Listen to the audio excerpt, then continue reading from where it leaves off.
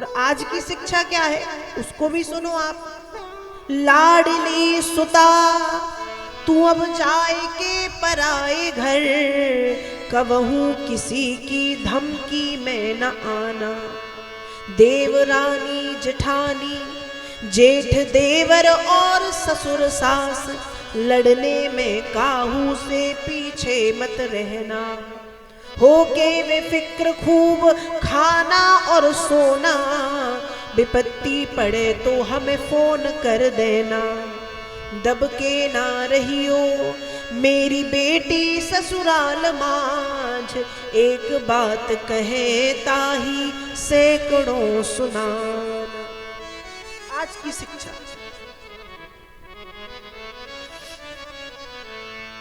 आज की शिक्षा कैसी है कि तुम पराए घर जा रही हो। शुरुआत ही उल्टी है, पराए घर। एक तो ये भी कहते हैं जिस घर में तुम पैदा हुई हो वो भी तुम्हारा नहीं है, वो भी कहते ना अरे तुम तो पराई हो। और फिर उस घर में जाने लगे तब भी कहें कि तुम पराए घर जा रही, तो है कौन सा घर उसका? माता पिता वाला घर भी उसका नहीं, ससुराल वाला घर भी। कहाँ रहे वो? रास्ते पे। पहला ही वाक्य कैसा कि तुम पराए घर जा रही हो। अब कहाँ जा रही हो तुम? पराए घर। वहां तुम्हारे माता पिता, माता पिता मतलब वहां तुम्हारे सास ससुर, तुम्हारे सास ससुर, तुम्हारी देवरानी, तुम्हारी जेठानी, तुम्हारे ये तुम्हारे वो जो भी है।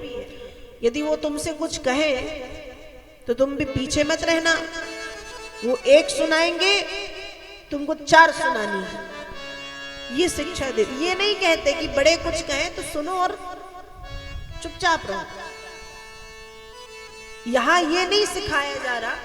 मैं आपसे ये नहीं कह रही कि आपके ऊपर यदि कोई जुल्म हो रहा है तो उसको आप सहन करो, नहीं। यदि आपके ऊपर कुछ अत्याचार किया जा रहा है तो उसको खुल करके विरोध करना चाहिए, क्योंकि अत्याचार सहन करना बुरा है। यदि कोई परिवार में परेशान कर रहा है, कोई प्रताड़ित कर रहा है, कोई जुल्म कर रहा है, कोई सता रहा है तो उसका विरोध हो। लेकिन मान लो माता पिता हैं, जब हम अपने घर पे रहते हैं और हमसे कोई गलती हुई और घर पे माता पिता ने हमसे कुछ कह दिया, हमको डांट लगा दी, तो क्या हम अपने माता पिता को पलट के उत्तर देते हैं? देते हैं? चुपचाप सुन लेते हैं, अरे डांट दिया चल गया ठीक है। तो वैसे ही जब हम पराए घर गए और वहां पराए घर मतलब पति वाले घर में है, और वहां के माता पिता ने यदि गलती के बाद हमको डांट दिया तो मुंह चलाना जरूरी है, लड़ना जरूरी है। सुन भी तो सकते कि मम्मी तो है यार, पापा तो है यार, डांट दिया। वो सास पना क्यों लेकर के बैठती हो कि सास? वो शब्द ही पता नहीं किसने बनाया, सास। अरे माँ है, तुम्हारे पति की माँ मतलब तुम्हारी माँ, और तुम्हारी पत्नी की माँ मतलब तुम्हारी माँ। इनकी माँ को वो सास बोलेंगे, उनकी माँ को ये पता नहीं सास शब्द बनाया किसने। सास सुनने में ही डेंजर लगता है, सास लगता है ना? बताओ, लगता है? सास नहीं, माँ।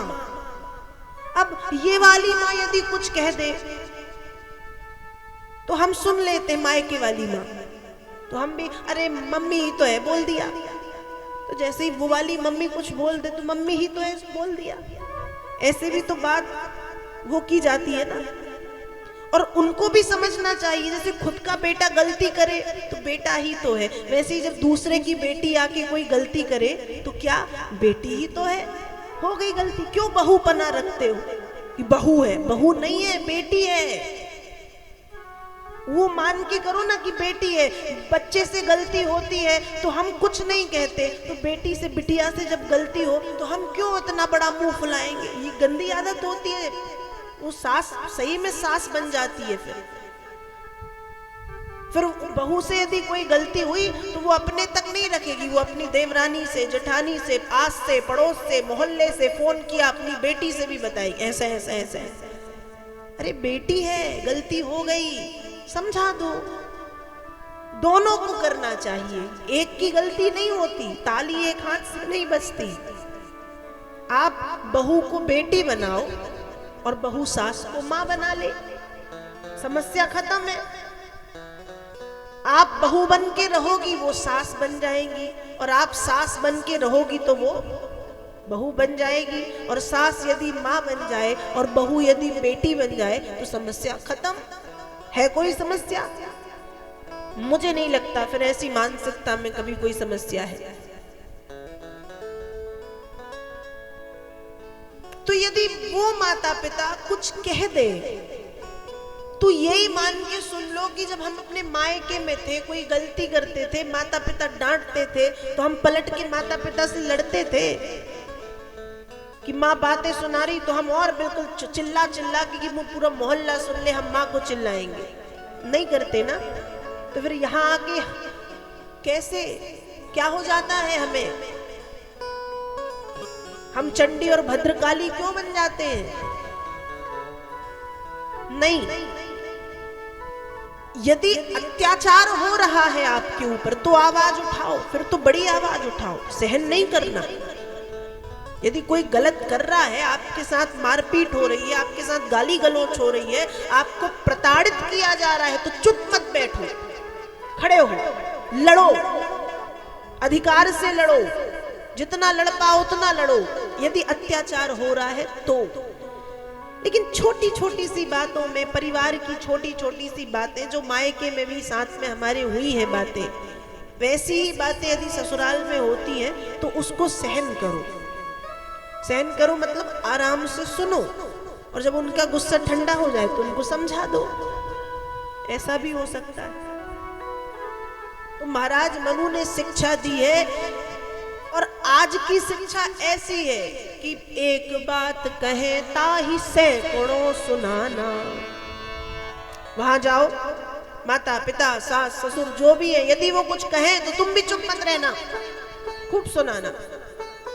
और वो तो ठीक है, खूब खाना, खूब सोना, खूब मोटी होना।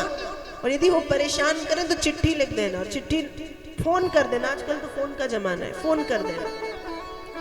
हम दहेज प्रथा के ऊपर पुलिस में FIR करा देंगे, तुम्हारा पूरा परिवार जेल चला जाएगा, तुम आराम से रहना। कहाँ रहना आराम से? घर में। फिर जिस घर में माँ नहीं, जिस घर में पिता नहीं, जिस घर में बहन नहीं, जिस घर में भाई नहीं, वो घर घर है। वो तुम फिर भूत बंगला ही, अकेले चुड़ैल बन के घूमना पूरे घर में। ऐसी शिक्षा देते। कोई एक बात कहे तो सैकड़ों सुनाना।